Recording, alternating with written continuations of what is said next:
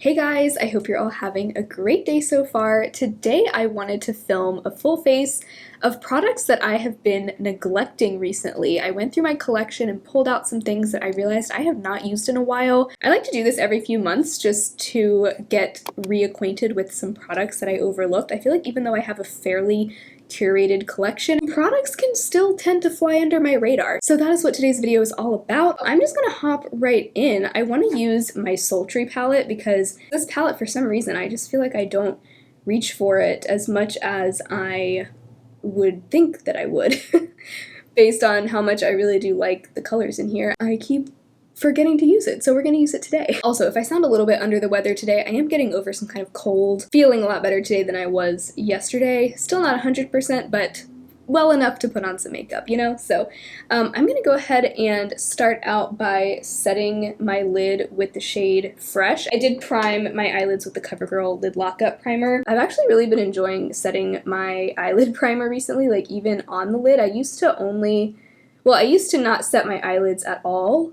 And then I started setting just from the crease up, but lately I've kind of been into setting just everything. Because I wear sunscreen on my eyelids, you know, just a little dab on my eyelids, sometimes it can cause my eyeshadows to crease even if I am wearing an eyelid primer, so I think the powder just kind of helps to create a barrier between the sunscreen and the makeup. So yeah, who knew? I used to be really against setting my eyelid primer, but these days I'm actually kind of enjoying it. So I'm going to start out with the shade Birch here on a crease brush, and I'm just going to go ahead and lay that into the crease. Another reason why I wanted to do this video is to give you a break from all of the Sephora sale pushing that's going on right now. I don't know about you guys, but for some reason I feel like this time around I'm seeing even more Sephora sale videos than I ever have before, and maybe I'm just paying more attention to it. But it's wild to me how much hype this sale gets when we all know it's not that good of a sale. Unless you are a Rouge member, you only get 10 or 15% off, which is really not a great discount. I did end up placing a small order because one of my very sweet longtime subscribers sent me her friends and family code, which did give me 20% off, which was so nice. And I had a couple things I'd already been planning on purchasing at some point soon. I got the LYS foundation, hopefully this time in the correct shade. I bought it in the wrong shade earlier this year, so I really love that formula. I had a sample of it a long time ago, and it was beautiful, so I've been wanting to get the full size ever since then. Next I'm going to go in with Dystopian, that deep brown. So that's the only makeup item that I got, and then I got a couple products from the Inky list that I've been interested in trying. One of them is the salicylic acid scalp treatment. Because my scalp has been going through it ever since we moved. I learned that Seattle has very soft water. I think it's like much softer here than in other areas, so I don't know, for some reason, you would think that would be a good thing because you don't want to have really hard water because that can lead to like mineral buildup or something. But for some reason my scalp has just been way more oily. I feel like I've had to wash my hair even more often. I already wash my hair at least every other day, but now I feel like I have to wash it every day or else it just gets so gross and I get flakes, and it's just, yeah, it's been annoying. So anyway, I'm hoping that scalp treatment will help. And then I also got the Inky List cleansing balm because I've heard some really good things about that cleansing balm from you guys. And it comes with a lot of product, so it looks like a really good value if I do end up liking it. So I'm excited to try that. And that's all that I got. So I only spent like $40-something. Very proud of myself. I was tempted to go look through like the gift sets and the other like items that were already on sale, but I was like, you know what, no. Because I feel like I have this tendency to look for things to want when I didn't want those things to begin with. So I'm trying to only buy things that I actually already wanted before I, you know, stumbled across them. So I've been trying to also avoid watching Sephora sale recommendations videos, and that's why I didn't film one this time around. I've done a couple of Sephora sale recommendations videos in the past, but to be honest, they didn't perform that well on my channel anyway. I guess my audience just isn't interested in hearing about it, which I'm kind of glad about because I don't really want to do those videos anyway. I kind of just did them to see, you know, how well they would do, and the people that want to watch them could watch them, but now I'm just like, I know I personally get so tired of seeing Sephora recommendations videos, and this time of year I'm just so ready for the sale to be over so that we can go back to seeing different types of content. When I opened up my subscription feed yesterday to like find something to watch, almost all the videos were Sephora recommendations videos, and I was just like, this is just overwhelming. It's just exhausting. And I just don't think it makes sense for me to film those videos when it's not even what I personally want to watch. So for my lid, I'm gonna use the shade Teak. It's a nice kind of smoky brown shade. I think I'm gonna put that all over the lid. I'm kind of wanting to do like a nice brown smoky eye for fall. Alright, so that's kind of the foundation of this eye look. I want to go ahead and do my face makeup, and then I'll kind of come back and finish up the eye look after that. For my foundation, I might regret this, but I'm just going to try it out, just trying a new combo here.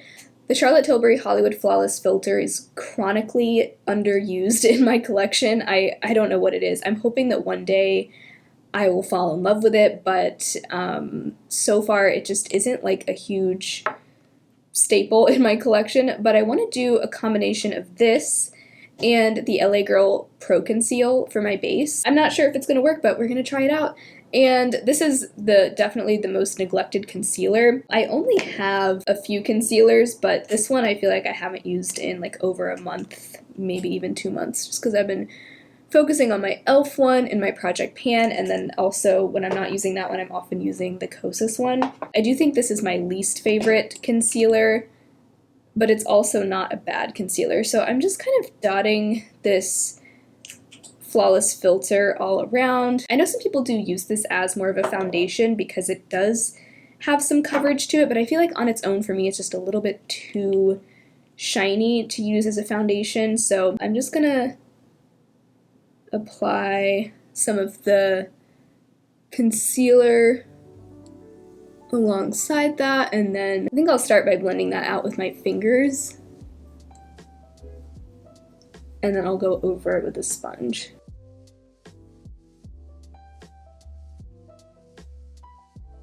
Okay, so I feel like that gave my skin a really pretty finish. Definitely not a lot of coverage, like skin tint level coverage there, at least with the ratio of the two that I used. I do think I used a little bit more of the Flawless Filter than the Pro Conceal. So I am going to use the Pro Conceal to conceal my under eyes like normal, and I think I'll also just do some spot concealing with this, and hopefully that'll get me up to the coverage that I was hoping for.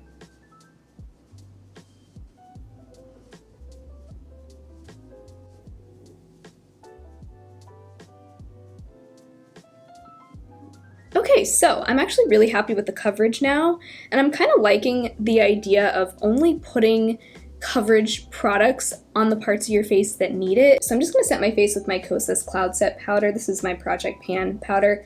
I actually only own 2 face powders currently, so I feel like neither one of them is really all that neglected, which is nice. So this is just the one I've been reaching for on the daily. I truly feel like this powder is one of the most overhyped beauty products in all of history. I'm keeping a close eye on the scent of this powder because I've heard that it expires quickly, like a lot of clean beauty products do. Yeah, just trying to make sure it doesn't go bad. It doesn't smell bad. It smells kind of waxy, but it doesn't smell like rancid or anything, so yeah, but I am paying attention. Next up, I want to use my Milani Silky Matte Bronzer. I, for some reason, haven't been using this one very much lately, but I do really like this slightly more neutral tone, especially as we're getting into the cooler months. I like warmer bronzers in the summertime, but once we get into this time of year, this is really the kind of bronzer tone that I'm wanting to use. Anyway, back to what I was saying about the Sephora sale. I don't know if I finished what I was saying, but I've kind of just decided to no longer promote the Sephora VIB sale because first of all, I'm not even a VIB member. I'm an insider. Like, if it weren't for my lovely subscriber sending me her friends and family code, I would only be getting 10% off, which, let's be real, that's like barely anything. You could usually get more than that by like signing up for a brand's email list and shopping through their website. Usually they'll give you at least 10% off just by doing that. So it's just not, like, it's not a good savings. And I feel like both with the Sephora VIB sale and with the Ulta 21 Days of Beauty sale, both of those sales get such a ridiculous amount of hype on YouTube. Like, it's almost expected for every beauty YouTuber to put out a Ulta 21 Days of Beauty recommendations video and a Sephora VIB sale recommendations video every time there's a sale. And like I said, I have also done Sephora VIB recommendations videos in the past, but it doesn't even feel true to me to put out those videos because I'm not excited about the sale myself. All right, for my blush and highlighter, I am going to use my Aether Beauty Crystal Charged Cheek Palette in Amber. I do think that this is discontinued, but this is such a beautiful palette, and I just feel like for some reason with face palettes, I just forget to use them. That's why I don't really buy face palettes. I don't know what it is, but I am just way more likely to just grab a single blush than to pull out a whole palette, even if I love the formula like I do with this palette. I'm just going to do a mix of these two blushes. All right, I went a little overboard on the blush, so now I am going over that with a little bit more powder. That happens a lot with me, but that is a really beautiful blush color. And then I'm also going to use the highlighter in here. The highlighter in this palette is way different from their single highlighters, which I do like the single highlighters more just because I just have not found anything else like these. They're glimmery, they're a little bit sparkly, but in a good way. I love them. This one in the cheek palette is a little bit more of a smooth, pearlescent sort of finish. Still a beautiful highlighter, but just not nearly as glimmery and sparkly as the others. This one is more just like your traditional, kind of similar to the texture of like the Becca highlighters, things like that. Either way, I do quite enjoy it. So I'm just gonna dust a little of that on. Alright, so I went ahead and filled in my brows. I used the ABH Dip Brow Pomade in like the tail half of my brows, and I used the NYX Lift and Snatch brow pen in the front half. That's kind of my go-to combo these days. I'm just trying to use up the last of this Pacifica Highest Def Hemp Fiber Brow Gel. It is on its last leg for sure, and I'm kind of excited to be done with it. Coming back to the eye look now, I want to use my Urban Decay 24/7 Glide On Eye Pencil in Overdrive. I was using this a ton last holiday season and kind of put it away, forgot about it a little bit to be honest, but I want to smoke this out on my lower lash line. I think that's going to look so pretty. So this is kind of like a deep emerald green, which I just think is so pretty, especially in the fall and winter. I just love a jewel tone green. So I'm not really going to put this in my waterline. I don't really put eyeliners in my waterline anymore. I just feel like there's no point because they don't really stay put, and it's not really the best thing for your eyes either. I'm just going to smudge that out with this super old EcoTools shading brush.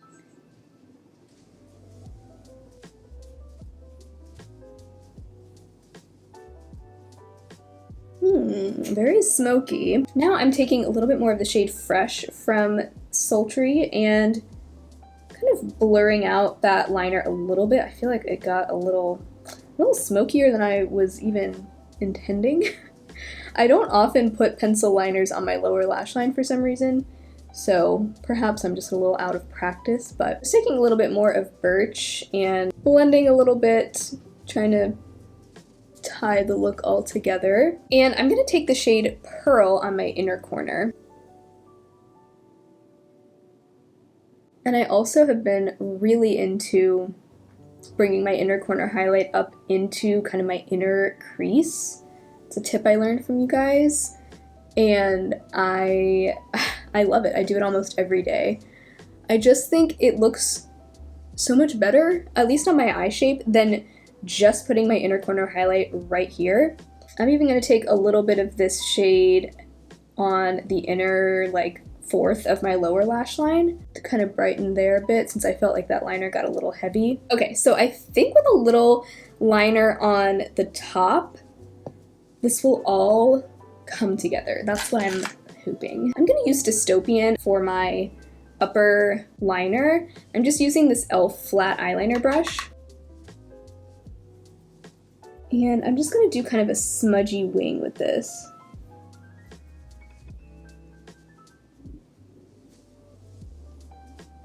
Alright, here's a lip liner I haven't used in a while. This was in my project pan at some point last year. This is the Urban Decay lip pencil in Manic. I think I'm just going to use this as my lip color today, like fill in my lips completely with this. It's a really pretty rosy nude.